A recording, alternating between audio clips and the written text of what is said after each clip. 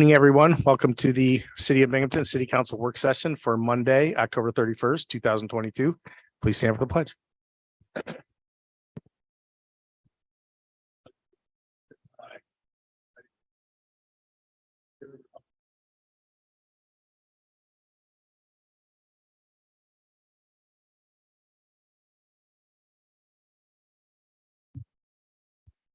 Okay, Mr. Clerk, you do a roll call for us, please. Yes, Councilman Scringy. Present. Councilwoman Resnetti is absent. Councilwoman Riley, Present. Councilwoman Friedman, Present. Councilman Burns is absent. And Councilman Scanlon is also absent. President Strawn. Present. That's 4 here, 3 absent, Resnetti, Burns, and Scanlon. Okay, we will guess we'll go with who's here, then we'll just kind of work through. The agenda's not that long, so I don't think it'll take that long. Sharon, do you want to start now, or Chuck, do you want to do? Let me start. And then Okay, are you Sharon- just doing Dan's, or are you doing which one are you doing? I'm probably gonna have to do them all. I'll start with Dan's because I told him I'd cover his, but I don't know where everybody else is. Okay, The so one tell us, so you're going to do RL 22-258? 258, that's Okay, we'll correct. start there. Okay, this is to increase overtime by 5,000 and increase general operating supplies by 5,000. And in order to get there, he's taken $5,000 from temporary services in the snow account and $5,000 from the equipment lease rental in the snow account also that we do not plan to use before the end of the year. Okay. Pat just came, so like I said, we'll work through this. I just want to let people know, I'm not sure if Jeff and Steve will be coming, but Dan Merkel did email me earlier and he's not feeling well. So Chuck was planning on doing this one anyway. Any questions for Chuck on RL 22-258? I'll go ahead, Councilmember Friedman. Thank you, President Strawn. Hi, Chuck. How are you? Good. I'm wondering, what is the overtime for? 1650 would have been for his central garage people. And is there a reason why they're working overtime? I don't really know off the top of my head here. Okay, I'd have to go back and look at it. okay. I guess maybe I can send him an email or something. Excuse me. I was just thinking out loud. Maybe I'll send him an email or something after Okay. the meeting. All right, thank you. Okay, anything else on RL 22-258? Councilwoman Riley, go ahead. Thank you, Council President. So Chuck, this is also this account line with the overtime is also the line, the funds from which our contractors or our co-contracted agencies will be reimbursing us for costs associated with not meeting the time frame and schedule for other DPW services, correct? I don't believe so. I'm not, this is for overtime and operating supplies. Has nothing to do with. So the overtime, you are aware Oh, of this- what I'm this- talking about? Okay, yes. So that is the same line? No, though? it's not. Oh, That'd be it's not. 1440. Excuse me. Okay, thank you. That concludes my questions. Thank you. Sorry about that. Okay. So I got another one to do also. Okay, go ahead. So why don't you tell us which ones you're going to do, Chuck, and Okay, we'll just kind of 254. 254? Yeah, Okay, that came down underneath Chuck, but that's not proper. This one is related to the joint sewer project that we had individuals working on in my office, doing all the finances stuff. That position is, we're all finalized with everything there. So this is the balance, all that. We're increasing the personal services by 11,373, increasing professional services by 170825, and we're decreasing the fund balance by 13,082.21. 50% of this money will get reimbursed to us at the end of the year when we do the final billing out to the sewage treatment plant and all their other municipalities. And this concludes all the expenses the city's going to incur in this project. Everybody is closed out. We have a lawyer bill we still have to pay, and we have one other project that we have to pay, and we're in arbitration on that, and we'll be done with it. Okay, so that'll basically finish that whole thing off then. Yes. Okay, Councilwoman Riley, go ahead.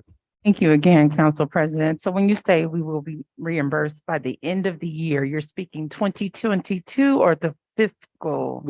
At the end of 22, we will have all the billing back to the sewage treatment plant. It won't happen actually April time period, but it'll, for the year ending 22, we'll get reimbursed 50% of it through accruals and stuff of that nature. And so we don't foresee anything coming out of the woodwork regarding this project. At the end of the year, we should be completely done. There is one project that we're in arbitration with, one contractor.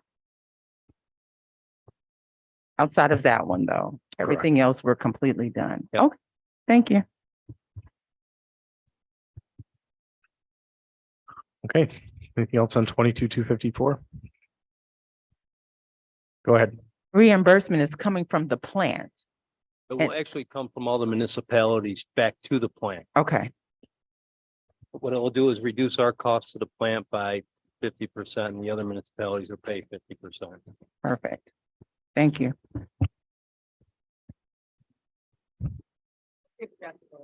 Okay.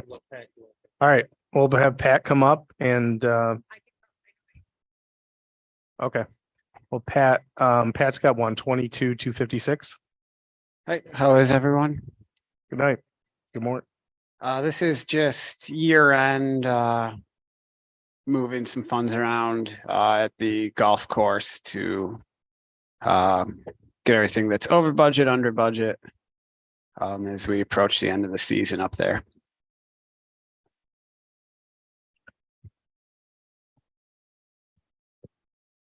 Any questions or comments for Pat on RL 22-256?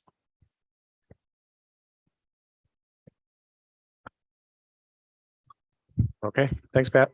Thank you.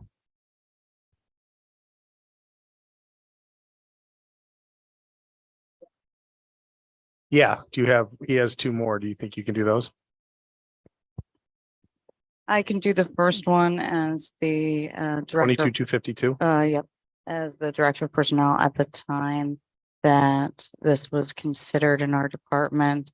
This is requesting to change the title of pump station helper to a laborer title.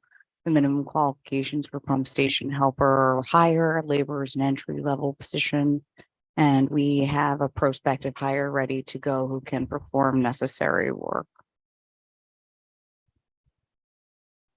This is Okay. also- You guys also approved it in the budget for next year. We switched it there. Correct. Any questions or comments on RL 22-252?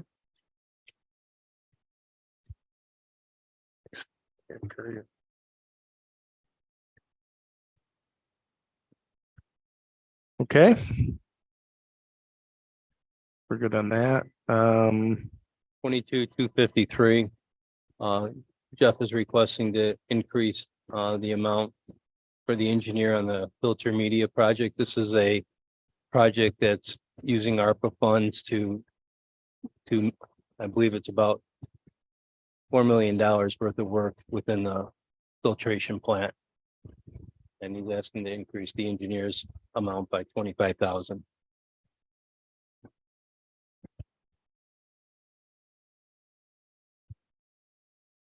Okay, any questions or comments on RL 22-253?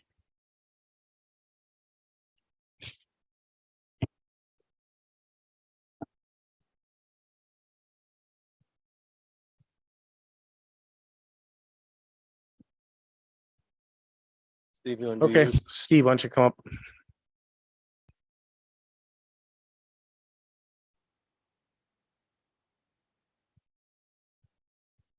All right, hi, Steve, how you doing? I'm doing great. I'm glad I didn't take the advice of wearing a costume, as someone mentioned to me. So, Oh, that would have been fun. Uh-huh. All right, tell us about 22-257. so this is sort of a combination of the annual awards for the action plan. Typically, those get like parsed out into multiple ones. I think it's just much simpler to do it all as one grand RL itself makes things much simpler on your end, to understand where everything's going and can look at everything from an overhead perspective. The action plan's actually already been approved by this body. So this is just the actual agreements between the city and the various nonprofits for homeless funds, for standard community development block grant service programs, as well as the capital projects. This is just sort of the first step. Typically, we don't do these until January, February, but because we're shifting to the entitlement year to sort of mesh up a little bit better with our action plan year, that's why we're doing it now. So they'll be able to spend those funds as soon as this body approves it and we get all the agreements and everything in place. Okay, any questions or comments for Steve on RL 22-257? Councilwoman Riley, go ahead. Thank you, Council President. Hello, Mr. Carson. How are you? I'm doing all right. How you doing? Good, good. Can you share with this body, because it does relate, it relates to CDBG funds overall, but not necessarily to this legislation, but the dates of the upcoming data meeting and what Oh. that means. Oh, so CDAC for fiscal year 49, which would be the year after this that we're starting up now. We're actually having the first data meeting at the very beginning of the process. The whole point of that is to let the CDAC know and to have on record what the status is of the city. I'm hopefully going to have a collection of documents at the end of it. It's not going to be too formal, but maps and written down explanations of the current status, demographics, concentrations of poverty, those kinds of things. So that's kind of our ultimate goal there. CDAC members have put forth questions. I've sent them out to departments, including the mayor's office, DPW, the police. I have several ones I have to collect together myself, including a lot of maps and stuff like that. But that's coming up next Wednesday, I believe. So we're hoping that's going to be a great one. It's a public hearing. We're hoping to get some feedback from the public in regards to what they see the need as in the city. But this is separate from the standard spring meeting where people sort of say, can you put more funding into this? Can you put more funding into this? This is just what's going on. And this allows the CDAC to know right off the bat, what's the situation before they hear from anyone else, get any applications, listen to any city departments. What's the crime? Where's the poverty concentrations? Where's all this? And that's the focus of this meeting. Well, thank you for sharing that. I did like the model and the concept when it was discussed, and I think it was important for council to hear what their representatives have requested and the importance of this meeting. And since we're being watched and recorded, it gives you another opportunity to invite the public. So that's why I shared. So thank you, Steve. Yes, thank you. Yeah, it is open to any resident or stakeholder, but we do need to stress it's not a funding source meeting. It's not a meeting for agencies or anyone to come and say they really want money spent on X, Y, or Z. It's more of what are those, if they want a program funded, what they really need to explain is what that program means. Do we need to focus on homeless, veterans, domestic violence, that kind of thing? And here's the data to And support. here's the data to support it. Absolutely. Is it at 7? I think the meeting's at 6:30. The regular meeting starts at 6:15, but usually those nights we don't get much done before 6:30. But the Perfect. public hearing itself is at 6:30. And like I said, hopefully I'll have some data. So this will be one of the first that's the city council and mayor will actually, not along with the CDAC budget recommendation in the spring, they'll have the data as well, which will also go into the action plan. Thank you again. Thank you, Steve. Any other questions or comments for Steve? Councilmember Friedman, go ahead. Thank you, President Strawn. Could you just please repeat the date of that meeting? I believe it's the 9th, which is next Wednesday. Okay. At 6:15, you said? The public hearing itself starts at 6:30, but the CDAC meeting starts at 6:15. Okay, thank you. Okay, anything else for Steve? Okay, thanks for coming down. Appreciate Thank it. you. Okay, Sharon's gonna do both, well, they're the last two anyway, for regular. She's gonna do both the 22-255 and 259 for us. Thank you, council. I'm here to present the Teamsters Supervisors Contract in RL 22255.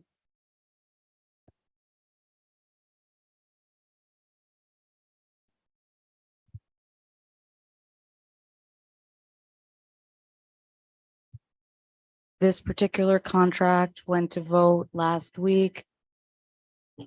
And we take it to you with the full signatures and execution of both parties. That's the Teamsters Supervisors Union and the City of Binghamton negotiating team.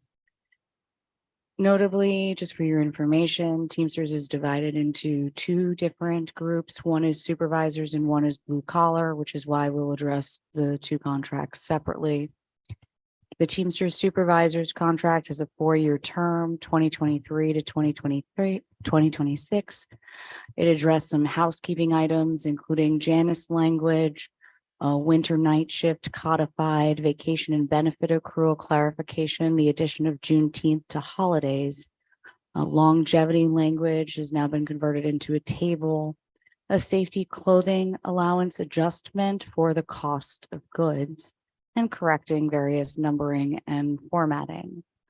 With regards to economic terms, we've adjusted the health insurance arrangement, decreasing the city's contribution from $3,600 to $2,600 per person for a single and $7,200 to $5,200 for a 2-person or a family unit. The premium percentage will remain at 20% for the term of the contract.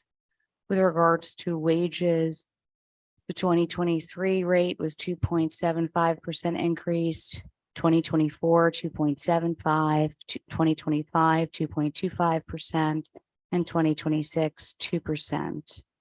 With regards to premium pay or COVID hazard pay, as this council has asked previously, the city arranged to make a $5,000 total payment to each member of the union, cutting 2 checks for $2,500 each for their service in 2020 and 2021, only eligible for the duration of the state of the emergency, which is March of 2020 to June of 2021 for those employees who actually worked during the pandemic.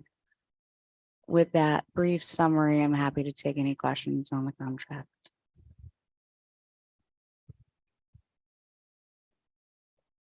Councilman Scringy, go ahead.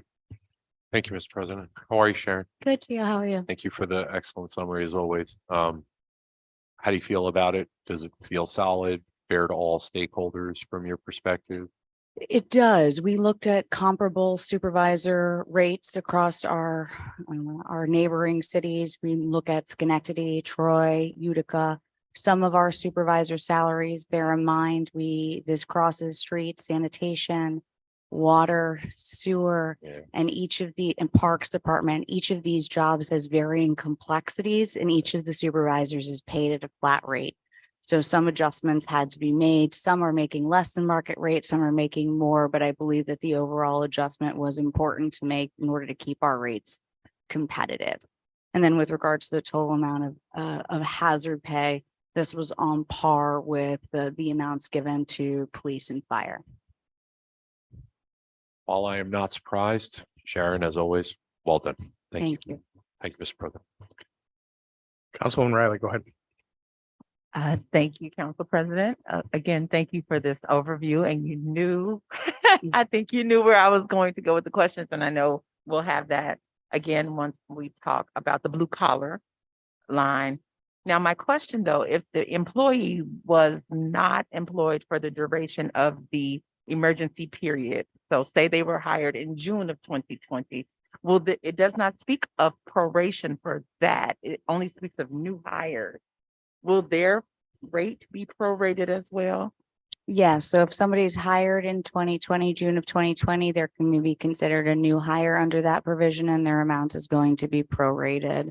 Similarly, for retirees who left us early during the pandemic, say they left in January of 2021, they would receive a prorated amount for their service during the pandemic. And if they have vacated the position after the period for which this encompasses, will they be eligible for the COVID pay as well? If they are no longer in our employ? Correct. So if they've retired after the pandemic has ended, but before the settlement of this contract, they will receive retroactive pay as retirees for the city. Correct.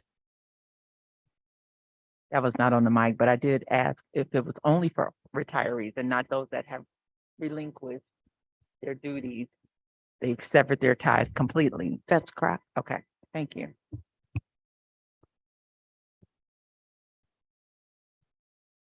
Councilmember Freeman, go ahead. Thank you, President Strawn. As a quick follow-up to Councilwoman Riley's question, I just want to make sure the language seems to say that these will be automatic payments. Am I correct in assuming that, or will employees have to apply for the payment? Similar to the police and fire contracts, the categories of this membership group in this bargaining unit, they're members of critical infrastructure sectors that are per se eligible by nature of their job titles and functions for premium pay. Therefore, the payments will be made automatically in December upon reviewing their time period on payroll between 2020 and 2021. Thank you. Mhm. Anything else for Sharon on RL 22-255?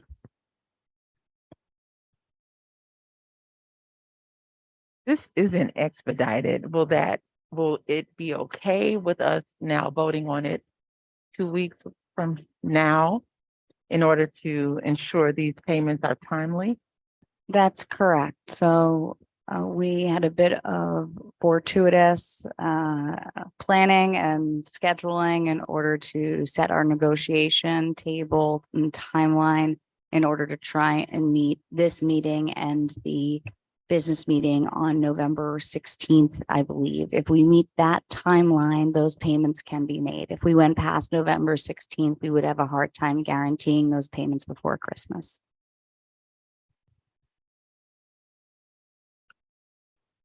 Councilman Scrindi, go ahead. Thank you, Mr. President. Sharon, at that timeline that you're talking about, are we, I mean, it sounds like we're coming up on the cusp end of it. I mean, for purposes of efficiency and for processing within these walls, should we, in your opinion, consider expediting? I would say under these circumstances, based on what I've talked to finance about, there's no need to expedite under the circumstances. We Okay. do want council to give it its full Yeah. weight. However, had we pushed at another meeting, we would be in a situation where we would be asking potentially to expedite if we wanted those payments to go out by December. However, I set 5 negotiating sessions for each unit Yeah, with the goal of meeting this timeline, and we were able to do it. sounds good. Thank you. Thank you. Sure. Thank you. But thank you for the question. I'm sure the members appreciate it. Okay, excellent summary and questions. Thank you. So we'll go on to 22-259. Okay, well, here we have the local 317 blue collar contract. So this is also a 4-year contract term going 2023 to 2026. I'll address the housekeeping items first. There were edits to the definition section on Janus language update. We addressed work schedules, direct deposits, compensatory time usage, fine-tuned the winter plan, codified evaluations, and CDL requirements, clarified leave time accruals, created a sick bank committee, added the holiday of Juneteenth, also made a cost of goods adjustment to the safety and tool allowance, strengthened the safety committee, and corrected numbers and formatting. On economic items, we arranged a similar health insurance change for the blue collar unit, decreasing the city's contributions from $3,600 to $2,600 for a single and $7,200 to $5,200 for a 2-person or family. The premium percentage increase over the life of the contract, however, is from 20 to 22% by December 31st of 2026. Additionally, we did a long overdue wage scale compression, which had not been done in about 40 years, such that the wage categories were simplified from approximately 18 to 7. We also eliminated the requirement to hire new employees at 70% and instead changed that amount to 85%. The second year would be at 90%, and their third year, they would be at 100% of the total amount. With regards to wages, in 2023, we increased the salary by 50 cents per hour, 2024, another 50 cents per hour, in 2025, a 1.75% increase, and in 2026, a 2.25% increase. With regards to premium pay, the blue collar unit received slightly more than the supervisor's unit, and they received a $6,000 total across 2020 and 2021 for a total of $3,000 checks to be cut ideally within 30 days of contract rat. Additionally, we also created retention pay for this category of employees due to the fact that we've seen them leave for other market jobs. It's very hard labor typically, and that's in the amount of $500 per year. However, they have an actual labor requirement per year of 9 months, inclusive of vacation and other leave time. We also made incremental increases to on-call pay under the winter plan, increasing the amount from $60 to $65 in 2023 and 2024, and $70 in 2025 and 2026.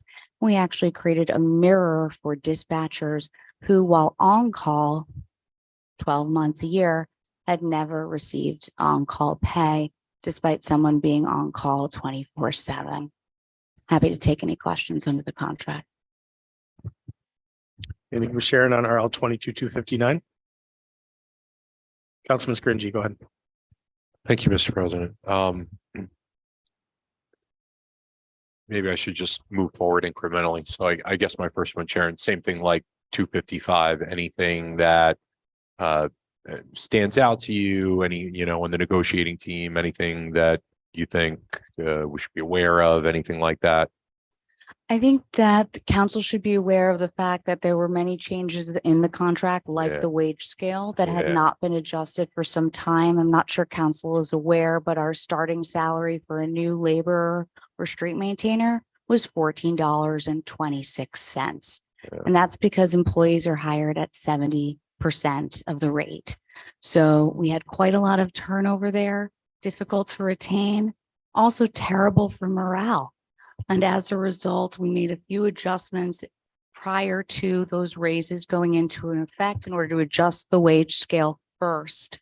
And I think the mayor rightly prioritized those who were abjectly underpaid, and also those with special skills who were also underpaid in their field, right? Arborist is a good example of that. And I think those are two really important priorities of this administration that we were able to get done in this contract, and the city will reap long-term benefits of that. Thank you. You feel it's solid, you feel it's Yes, I think as negotiated, obviously. as negotiated, I'm particularly proud of this contract and the work done by both of the negotiating teams, including the blue collar unit. A lot of deliberation had to go over and redo the wage scales to regroup everybody, and kind of had to check your pride Yeah. at the door about what we do and have real conversations about what kind of tasks deserve what kind of money. And those are tough conversations to have during negotiations. And I'm really proud of the negotiating teams for the work that they did. Nice. You had mentioned something about a sick bank. Mm. Is that something that, I mean, I've seen this in the private sector. Well, I've seen it in the public sector too, but is this where, for example, every member essentially cedes n number of their own personal sick days that they contractually get, and it goes into this larger bank? And if so, what are the criteria to use it, and what is that extended what is that time extension on that per individual? And I have no problem if you don't have that info readily available. I can follow up with you. It was just. No, that's a great question. So we mirrored it to how fire does their sick bank. Yeah. There are 2 permissible sick bank days to be donated per year per employee. A committee is created in order to determine whether or not somebody qualifies for sick bank, and there are appointments done by the mayor as well as by the Teamsters to that committee. And this is for people in the event of a disaster or illness. The sick bank committee language, for your information, is on pages 23 through 24 Yeah, thank you. of the contract. The maximum allowable in the sick bank is $100,000. We do that in terms of monetary because not everybody's single sick day is worth the same amount Yeah. depending on your position and your rate of pay. Right. If the sick bank drops below 25,000, they can do a call for additional donations that might go above and beyond that 2 days per person. There are not restrictions on the amount of time or the amount of times somebody might apply for the sick bank. So Really? somebody who has a chronic illness, for example, Yeah, you might envision that person to apply multiple times over the course of their career here at the city. But all of that's vested in the committee's discretion at this time. okay.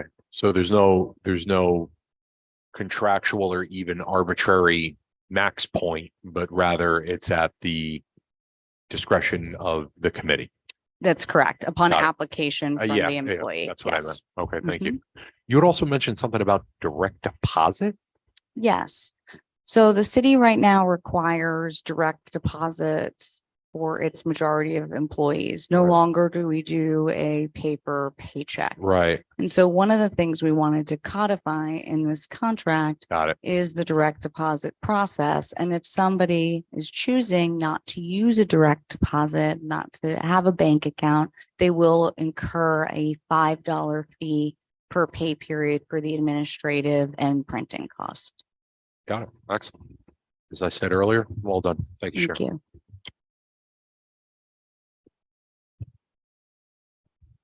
Anything else? Yeah, I think these are excellent changes to get the wages a little more palatable for workforce challenges all over the place, but as tough a job as it is, they still represent the city at a very visible level with all our constituents. So I think that's great. Councilwoman Riley. go ahead. Yes, and I just want to say kudos to the team because this has been ongoing. We started our conversations back way for July, and here we are in October with something that I'm assuming the Teamsters are happy with. If not, I'm sure we'll be getting emails very soon, but I'm glad.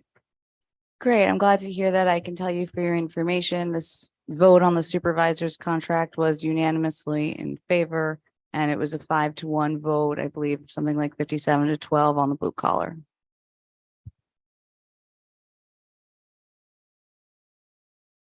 Thanks, Sharon. Thank you.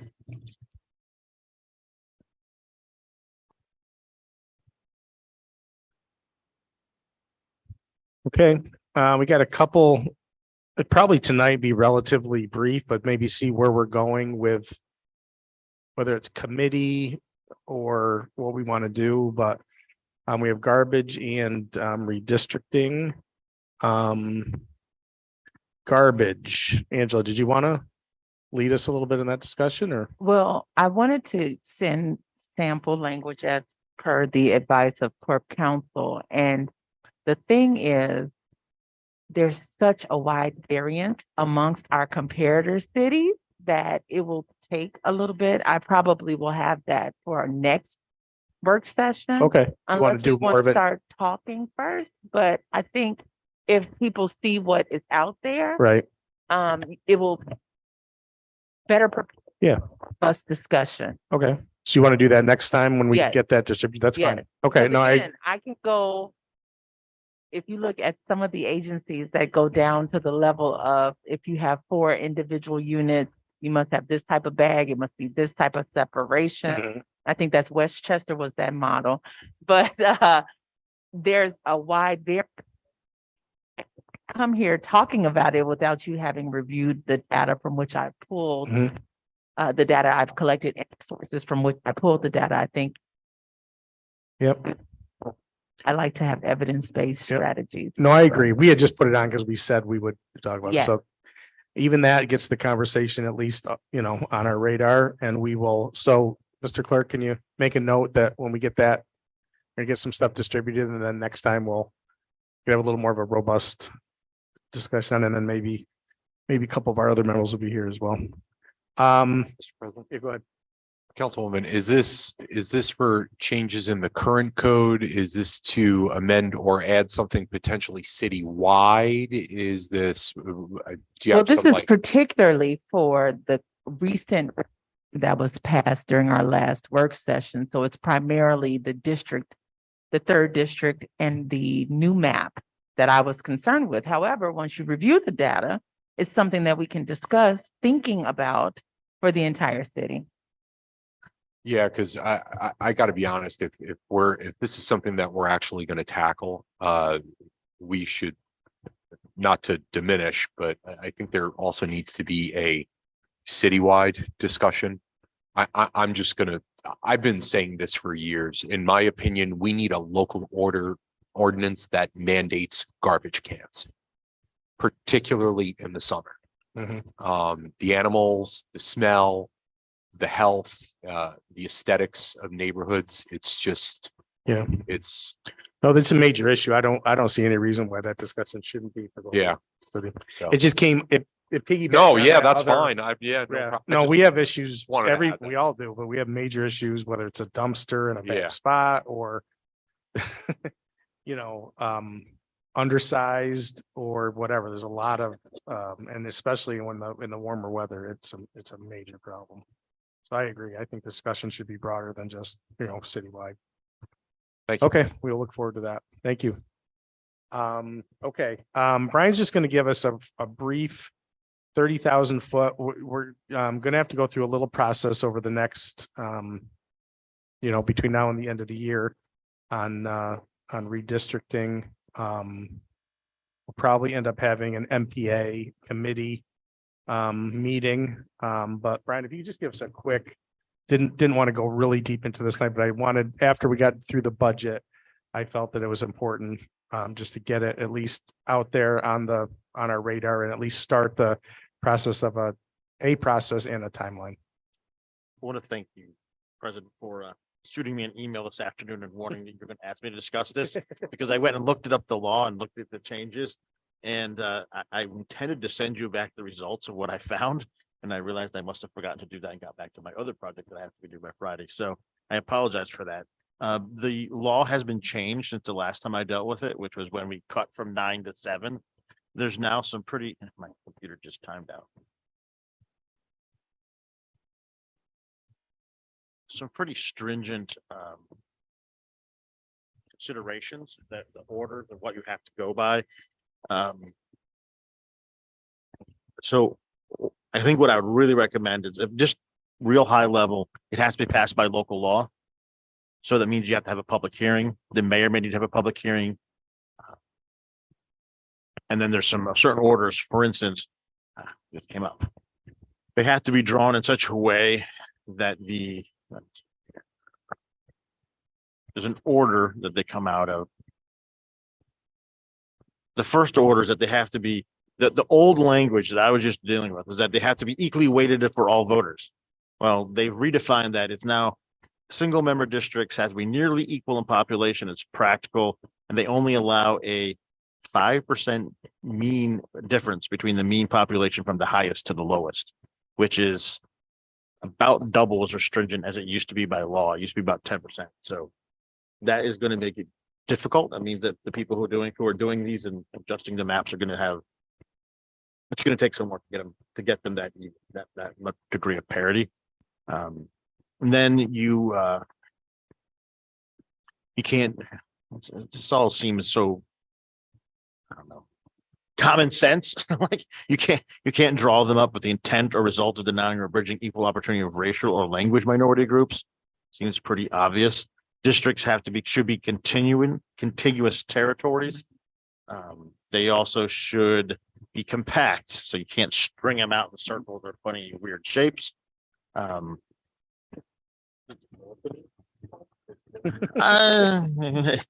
It's more, this applies directly to municipalities and counties. The districts should be compact, as And if that is qualified as practical. There's certain times where if you want to meet that first, the highest priority, meaning that equality between the size of the districts, they may take on some funky shapes as you move things back and forth across boundaries to try to get those numbers. And then there's also, you can't draw them up to discourage competition for positions or to favor or disfavor incumbents, which is pretty obvious as well. They have to be formed to promote orderly and efficient. And then they have to be the last and lowest consideration is to promote orderly and efficient administrations of the elections. Mostly because of that first consideration, my recommendation is that you send this committee and let the committee sit on the computer and maybe we get you all the tools and let you shift around and start presenting maps. I know that when we did this, when we went from 7 to 9, from 9 to 7, excuse me, there were many competing maps. There was, and finally, they found the one that made everyone the least unhappy, and they sort of settled on that. And I suspect that that's probably where we'll fall out again this time. But it is something that we need to get, probably have a final proposal within 4 to 5 weeks, 6 weeks, so Are that you we can. kidding? Well, Sorry. What's that? but yeah, you're on. I'm not joking because you need to get it onto your agenda. It's a local law. So the first time you have it on, you're probably gonna either hold a public hearing and then vote on it the next time around. You know what? I didn't look up when it was due. That wasn't one of the things that my understanding is that it's due by the end of the year. The other thing is that this could be by permissive referendum, but it takes 15,000 signatures or 5% of your, whichever is less, if they want to get it on a referendum. And it had to be done 60 days before the general election, which was tomorrow. So also this body could have made it permissive if they wanted to by adoption of a local law, but that had to be done 60 days ago as well. Right. So.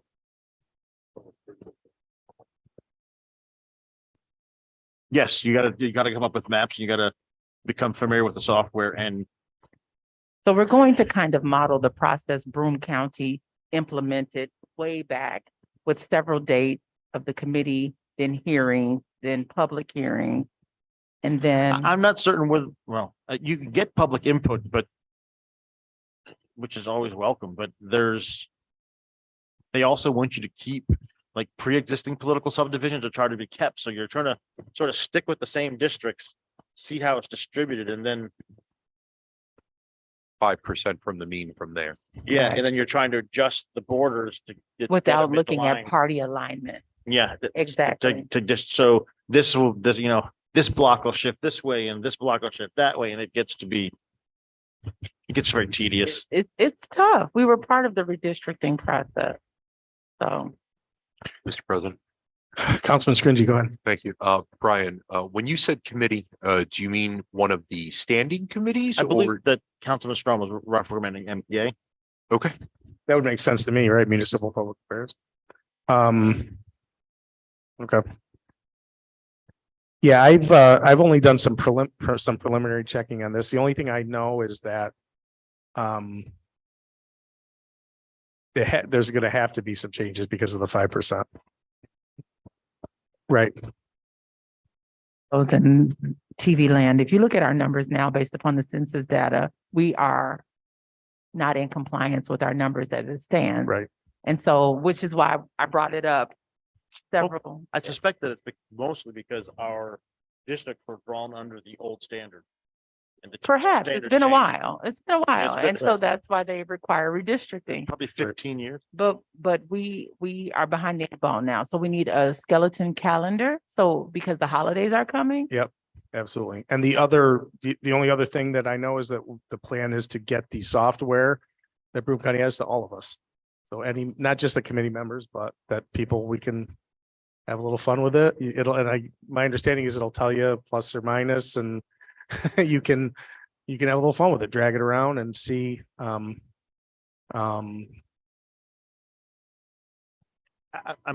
pretty certain that it is free, but I believe that it's the type of thing that you may want to come and have some training on how to actually use it. So you get good numbers.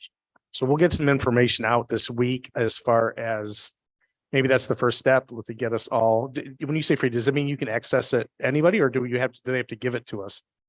We're doing the redistricting for the state. Right. Again, the maps were preloaded and we were giving training, Oh, okay. but so we would Councilman have Scridge, you've to. dealt with this board. Do we, or Lee, you've done as well. Did that software come from the county? We can access it now, or does that something that you have to give us a link or? Yes, we'll work with Broome County and Broome County GIS, and they will Yeah. provide us with. The mapping program in and of itself, it's just an extension of Broome GIS. That's all it is. Like, Okay. it's not.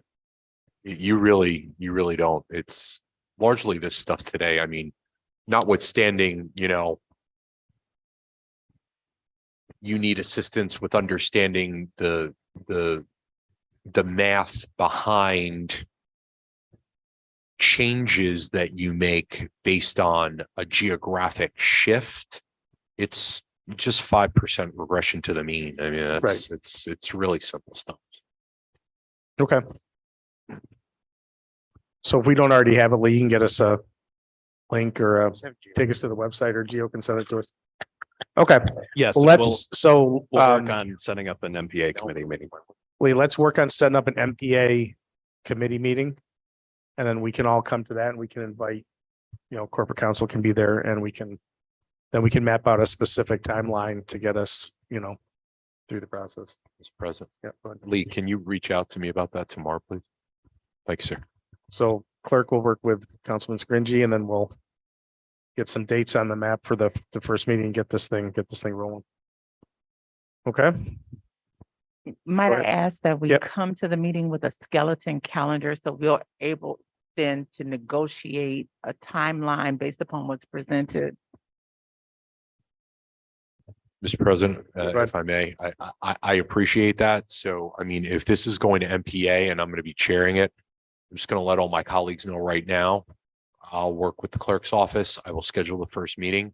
We will, when we're all there, we'll figure out the rest of the calendar, because sending around a doodle poll, it's incredibly time inefficient, and we can just knock those out, obviously, with suggestions from Mr. President, Corp Counsel, and then go from there.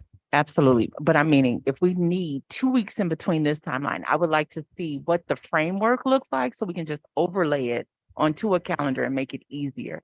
So we won't say Monday, Wednesday, when you know what I mean? We need to know what's required in terms of turnaround I time. mean, work from back to front, like Absolutely, from a deadline. skeleton calendar with the expectation that we will then select dates so that we adhere to the schedule and meet our deadline. Yeah, what is the deadline, Mr. President? well, if we don't, I guess we could have a special meeting along the way. I mean, my idea would be to vote on it on the 21st, which is a business meeting. The So we would last have meeting, to have- last meeting of the year, Right, at the last business meeting of the year. Last Well, business meeting that of is the the year. last. Yeah. That makes sense.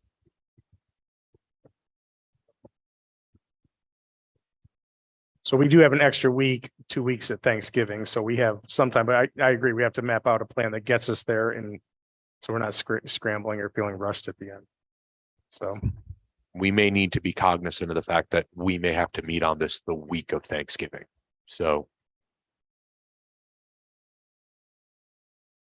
Again, because this is a few days, literally a few weeks away from Thanksgiving, and plans have already been secured. Are we able to conduct meetings via Zoom for committee meeting? No. Okay. So again, this is something that is last minute, as we've become accustomed to doing, and now we have to scramble. So I mean, if we have a skeleton, I look forward to the first meeting so we can determine dates that are feasible. yeah, I mean, there really isn't, there really isn't. I mean, if you look at the last census numbers in the city of Binghamton, the mid-census in 2015, and now the deviation is not that much. It really isn't. So It's numerically, but when you look at the map and how it's stratified, once you move a street, it can change tremendously depending on which street. So I've played with the map yeah, and sure. it does, it it requires a lot of discussion. We already know District Two is, if you look at the census data, it's large compared to all of our other districts, Geographic, geographically and based upon the census numbers. it also increased in population. I know, Exactly. I saw it. already. So even if we move it to your direction, or if we move it I mean, there are things we need to look at and discuss, and it's not just looking at the numerical change. It's actually the map and the overlay. That's, Yeah, I get the connection you're making. I just, at the expense of being blunt, outside of discussion, what's going to happen is there'll be multiple drafts of maps that meet the criteria that Brian, that Brian read, that the state says that evidently Albany doesn't have to follow. Because if you ever look at a state assembly map, it looks like the cast of the Muppet Babies, but that's a whole second thing. The real discussion and deliberation is going to be once there are, say, n number of draft maps, and then looking at it that point. So, I mean, and we're not the county ledge. We don't have 15 districts. We want good discussion, but I mean, there's more than enough time for this, so we're fine. Yes, that'll be 7. That'll be like the eighth week from now. I mean, we could have special meetings along the way if we need to. So, okay, but we definitely need to get rolling on a timeline and get that first meeting. So, okay, thank you, everyone. Mr. Clerk, anything on pending legislation? Only looks like 3 items. Anything noteworthy? Pay attention to anything? No, we should be just aware of? those 3 items. What's that? Just those 3 items. One is Okay. another FEMA recovery payment for the joint sewer plant. And Okay. some budget transfers. Anything else for tonight? Anybody? Take a motion to adjourn. Second, Mr. President. We're adjourned. Thank you, everyone. See you Wednesday.